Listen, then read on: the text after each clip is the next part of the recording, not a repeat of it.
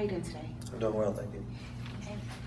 I see that this is a nonfiction. So that one is, yes, that's correct. This is a nonfiction novel, and it's a military theme on the cover. Mm-hmm. So I guess this has some personal in. It does. It talks about my 25-year military career, 7 years as an enlisted soldier, and the rest as an officer. And that's pretty much it. It covers it 25 years, and it's written kind of like a series of vignettes, in chapter and sequence throughout the whole career, so that it's very well for like any type of script writing as well. If ever, I always kind of wrote it hoping that maybe someday it could be a movie.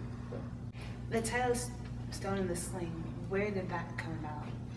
That comes from the Bible, 1 Samuel, when David slew Goliath with the stone from the sling. And I don't know, it sounded good. I think I had a friend that kind of suggested, we were kind of kicking around titles in a brainstorming session. That one has a ring to it. So this thing is, the small guy defeating the giants as a servant of God. So that's where that came from. Kind of like being deployed, and it kind of ties together in total.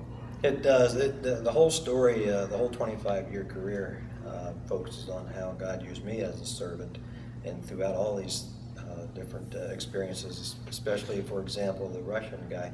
The Americans had their agenda, the Russians had their agenda, but in the end I ended up giving the Bible to the Soviet KGB agent, who clutched it very much like this when I gave it to him and said, I always wanted to read one of these.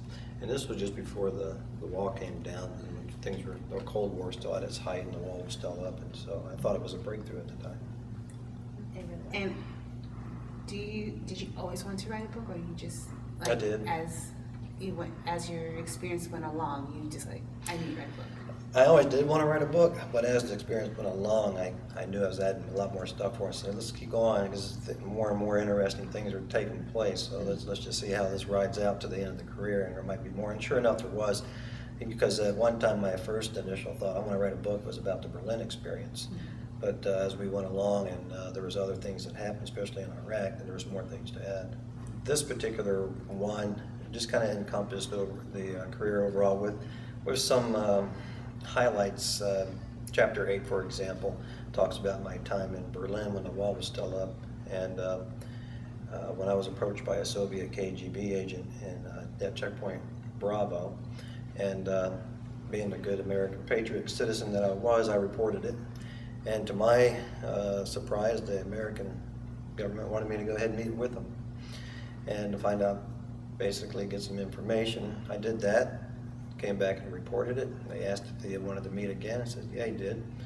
Do it again. So to make a long story short, for over a year, so we kind of went back and forth exchanging information. One of those trips included my wife, and that was kind of an interesting time as well. And then there's chapter 13 that talks about my first of 3 tours to Iraq. At that time, I was a contingency contracting officer, and it was my job to go out and reach the local business population to procure supplies and services. And during that time, I developed a lot of friendships and trust-based relationships, some of which eventually led to the capture of Saddam Hussein, when they provided some information to me, in turn that we shared to the intel, eventually led to his capture. So that's another interesting chapter there.